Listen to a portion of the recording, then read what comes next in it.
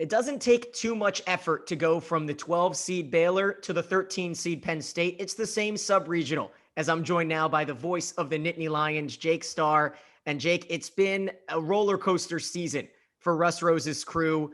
He's pretty much seen everything in his coaching tenure, but I'm not sure he's seen pauses in the beginning, in the middle, and at the end of the season. What has this season been like covering the team, and how's the atmosphere around, the organization from a fan perspective? It's been a challenging year for Penn State. You hit the nail on the head right there. A lot of excitement coming into the season and good amount of turnaround. You lose a libero like Kendall White, and it's going to take some time to kind of get some adjusting there as well.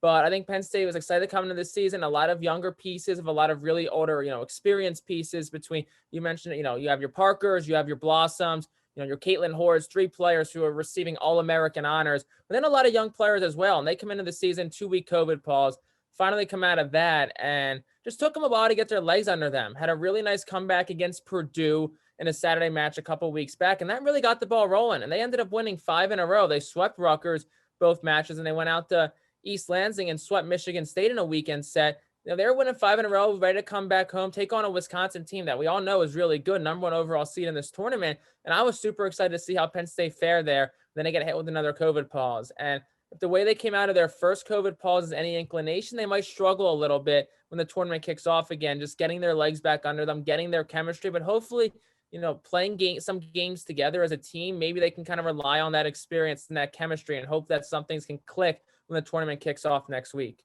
I think everyone that was deeply following college volleyball this season was very excited just to see if Penn State was the real deal, because they've been sitting in the top 10 all season long, never really got that big win, and then the come from behind victory down to set point in the 4th set to beat Purdue and avoid that 5th setter, split the series with the Boilermakers. That was big time, and that probably was the win that got Penn State the national seed.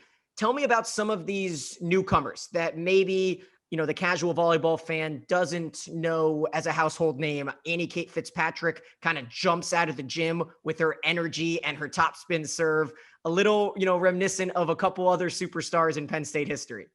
No, you're absolutely right. And I was about to go with Annie Kate Fitzpatrick, or also known as AC Fitzpatrick. People got to have her eye on her, because if Penn State makes a run in this tournament, she is going to be somebody who takes the tournament and takes the country by storm.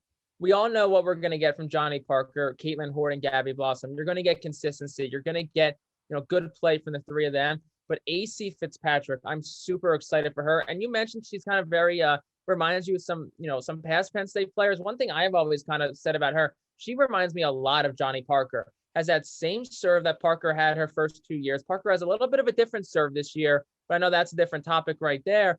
But same serve, same aggressive mentality. She can play on the right side. She can play on the left side. She's a superstar in the making. And if Penn State's going to make a run, that those top 3 of Ford, Parker, and Blossom are going to be there. You need the Annie Kate Fitzpatrick. You need the Anastasia Kudryashovas. You need the Jenna Hamptons. You need those, secondary players to step up to make a difference.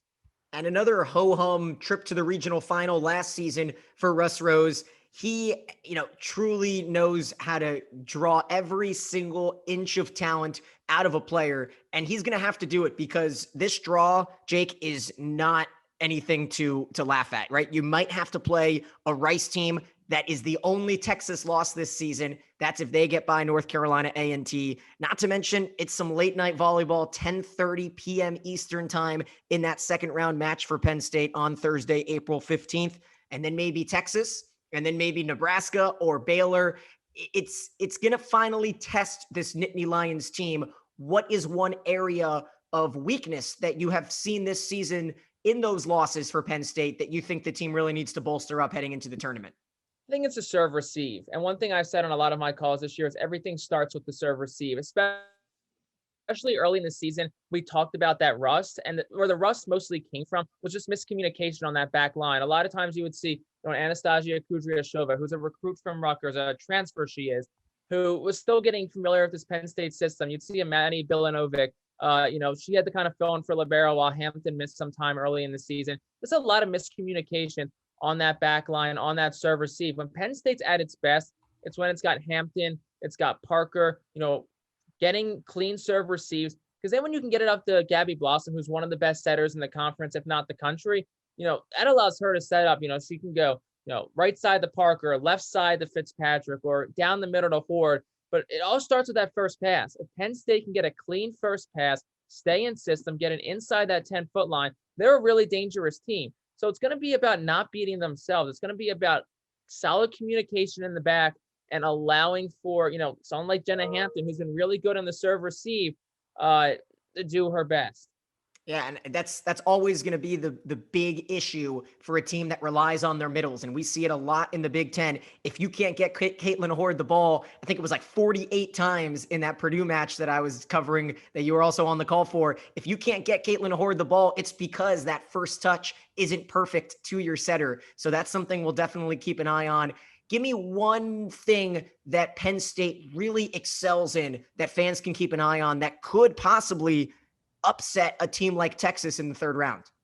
I think when their hitting is on, that's when they're at its best. I think, as I know I said it a bunch of times, but when you can get the ball to your Horde, your Fitzpatricks, your Parkers, that's when they're at their best. The defense has been iffy at best this year. You lose somebody like Kendall White, you're going to take a step back. So I think if Penn State can find a way to kind of just beat teams, playing its own game, hitting the ball well, staying in system, working those corners, working those sidelines, that's when Penn State's at its best. But if Penn State gets back, has to be sitting on its heels a bunch, sending a bunch of free balls over, having some overpasses, that's when things get dangerous, because that defense for Penn State, I just don't think is at a level quite yet to compete with those best teams. So Penn State's got to find a way to control these matches and stay in system. There's no doubt about it. And I think this is going to be a situation where a lot of people are going to be doubting Penn State, a spot that the Nittany Lions are not often in. Usually it feels like they're the favorites come the NCAA tournament. So maybe a little chip on their shoulders being that 13 seed. We're going to have to find out. Jake, can't wait to tune in for your broadcast. It's going to be a late one. So a little late night with the Nittany Lions on that Thursday night. Absolutely. Looking forward to it. I'm super excited. I think, as I said, if this team can, just find a way to stay consistent, put some pieces together, I think they can make a run. All right, Jake Starr, he's the voice of the Nittany Lions. Thank you so much. We're going to head out west for the final 3 seeds here to wrap up this coverage. Time to head out west for the 14 seed. It's another Pac-12 team, and I'm here with the voice of Utah volleyball, Mike Lageschulte. Mike, how you doing today? Hey, doing great. How are you? Can't complain. I get to talk volleyball and keep talking volleyball and keep talking volleyball. And this is a fun one because Utah, Minnesota, Pittsburgh, Georgia Tech, there are 4 very high quality teams in this subregion. Maybe the most stacked subregion that we have here in this tournament. What was the reaction around the team and maybe the fan base when Utah got their final draw? They were very excited.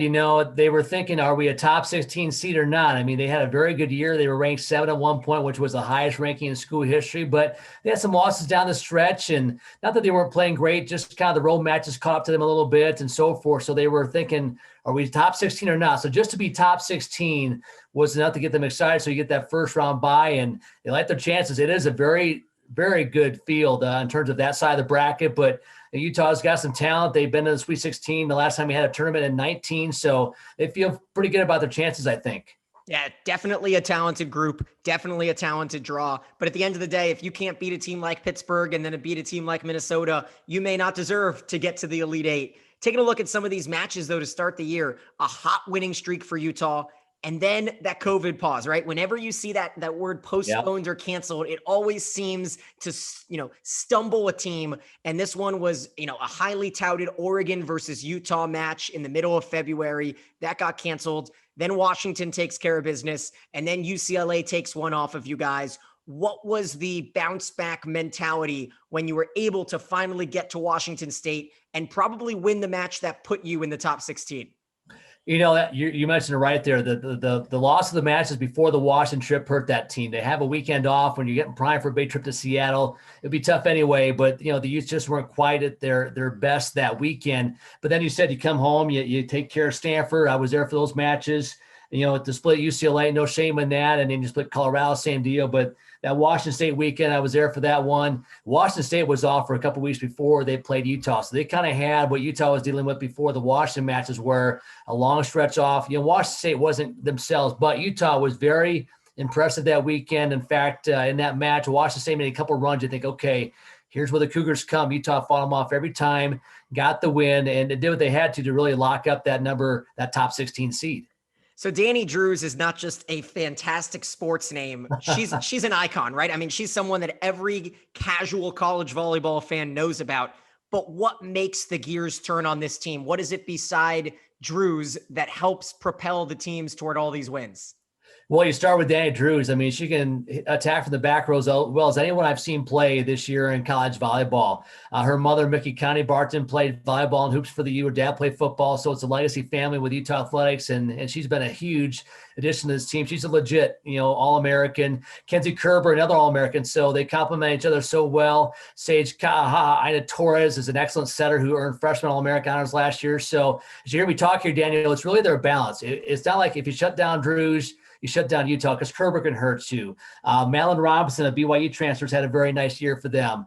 Zoe Weatherington's got a huge attack velocity, heavy hand, as I call it, that can really, if she's healthy, can cause some damage. So tremendous balance. I mean, their middles are very good as well. So that's really the key. Utah is, yes, there is Drews, but she has a lot of support around her, and they're a very balanced team through that lineup. So listen, Mike didn't glitch there on Zoom. That's actually the name of the setter. Let's hear it one more time. I can't wait to get the ESPN broadcasters to say this next week.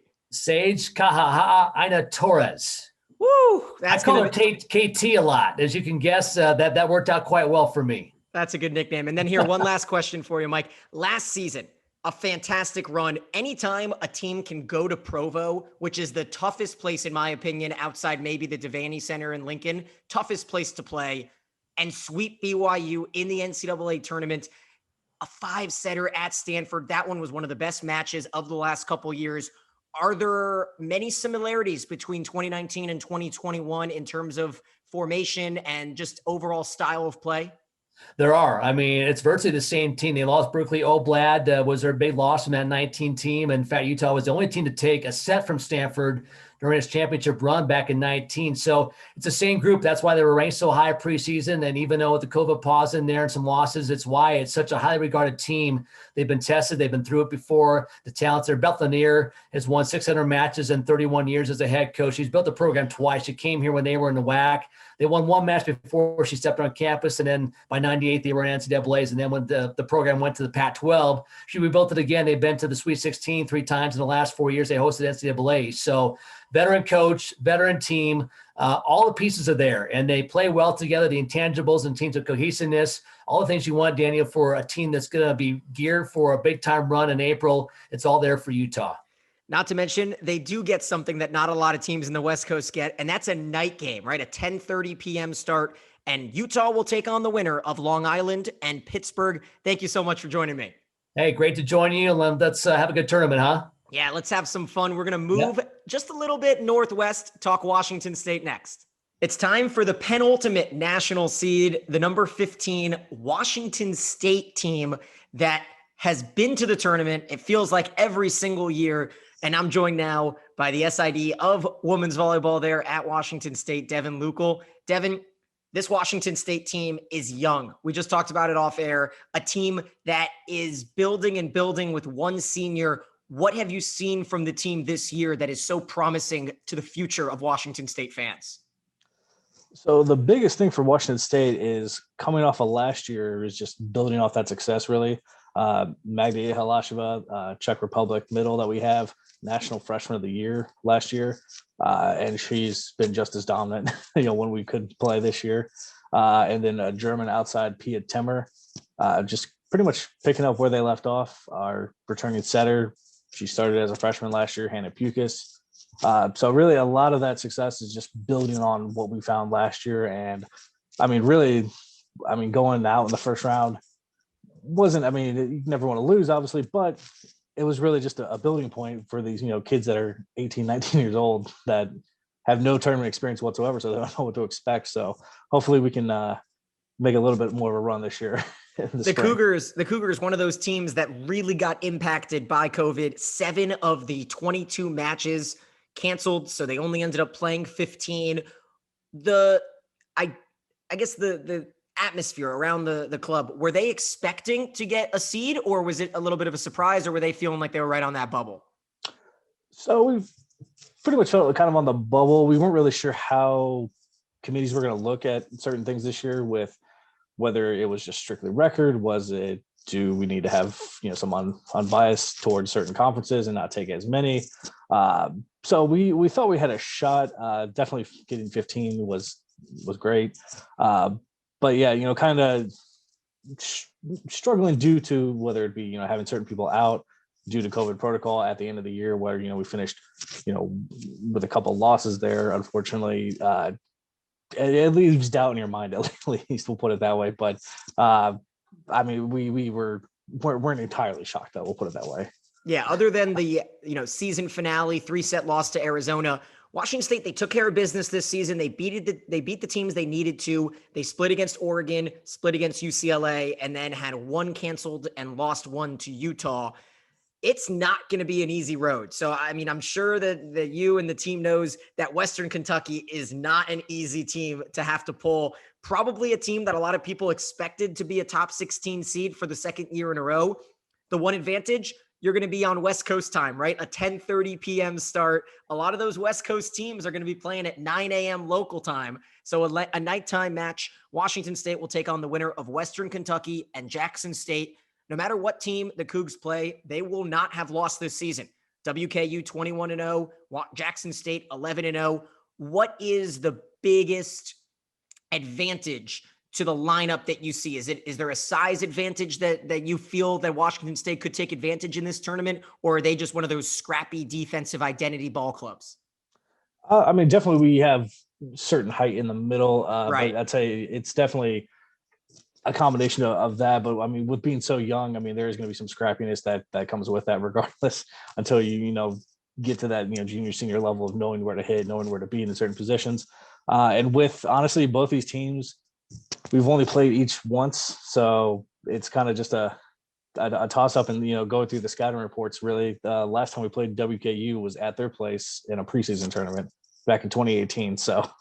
And that 2018 season was a good one, right? Last time the team went to the Sweet 16. Exactly. And that team was loaded with, junior, senior talent. So it'll be completely different. And like I said, with Jackson State meeting once back in the early 2000s, I believe. So it's going to be interesting to see no matter who we end up with. So the Cougars trying to go and make a run in this tournament for the first time in a long time. 2002 is the last Elite Eight for this program. They've been to 2 Elite Eights, and Kentucky could stand in their way. Excited to find out and finally get to some volleyball. Speculation is fun, and thank you so much for joining me, Devon. No problem. Thank you. He's Devon Lucal, SID for Washington State. We're going to keep on chugging along and wrap up this national seed conversation with BYU and Chasia Webb next. We're going to wrap up our coverage of the national seeds. Last but not least, it's number 16 BYU, and I'm joined by Chasia Webb, the writer for the Daily Universe at BYU. Chasia, thank you for joining me. How you doing? I'm doing great. Thanks so much for having me. Anytime. I mean, it's a great time to be alive, right? We've got the NCAA tournament right around the corner. BYU volleyball seems to be clicking on all cylinders, right? 16-1. They've had a season that, like everyone else, has had their ups and downs, postponements against Santa Clara, and then I'm pretty sure Pacific got canceled. But aside from that, we've seen pretty much the full potential of this BYU team. And what kind of grade would you give on this 2021 season for Heather Holmstad's crew? Yeah, they are doing so amazing, coming off of just like not knowing if they're going to have a season, then being able to play in the spring and going 16-1 with just all the craziness that's been happening with COVID is just incredible. Like, honestly, I'm a little biased, obviously, because I go to BYU, but I think they're doing great. I would give them a nice good A. A little biased in my decision, but I think that they've done so great with what they've been given and just really, really been hitting home with what's going on right now. And so the release this season was not one by one. They just put up the names up there in a way that BYU probably was sweating when they saw the first 10 seeds come out, and then they see the next couple. And at the end of the day, BYU gets in, Pepperdine gets in, and San Diego gets in, which was probably expected. All 3 of them sitting in the top 25 of the AVCA polls. But getting that 16 seed showed a little bit lack of respect for the WCC. What did you think of BYU's overall draw? I think that, they, coming from a WCC, it's not typically what you would expect as like a power conference. And so getting 3 teams in, super awesome. And yeah, sure, maybe BYU could have been a little higher up, but I think that just even getting that first round by getting that top 16 seed is still just showing like, hey, like we're here, we're ready to go, like we're good. We have this opportunity to kind of be up there with the top teams, and it's shown throughout the season. They're been top 25 this entire season, top 20 this entire season. So I think it's just kind of, maybe they could have been seated a little higher, but I think that even just getting in that top 16, even if it was number 16, just shows that, yeah, like we're a top caliber team.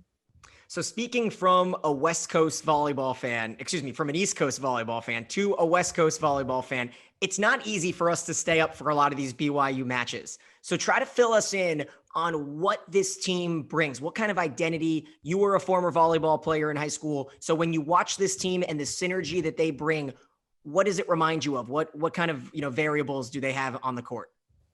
I think that they're just such an incredible team. Like when you think of like just players that love each other, love being on the court, and they would do anything to be on the court, that is who they are. I mean, I've been able to sit through a ton of games and work some of the games, and just like they give everything they have. Like Whitney Bauer, our setter, she's a sophomore, just absolutely incredible. I've seen her run into at least one table this season, just trying to get a ball, saving it, doing whatever she can. And then you have your seniors, Taylor Ballard Nixon and Kennedy Eschenberg, who are they just love being here. They want to be here. But it's just, they're here to play together as a team. They love what they do, and they love their coach. And Coach Olmstead is amazing. She's there for her team. She wants them to enjoy their time, and she wants them to have fun in what they're doing.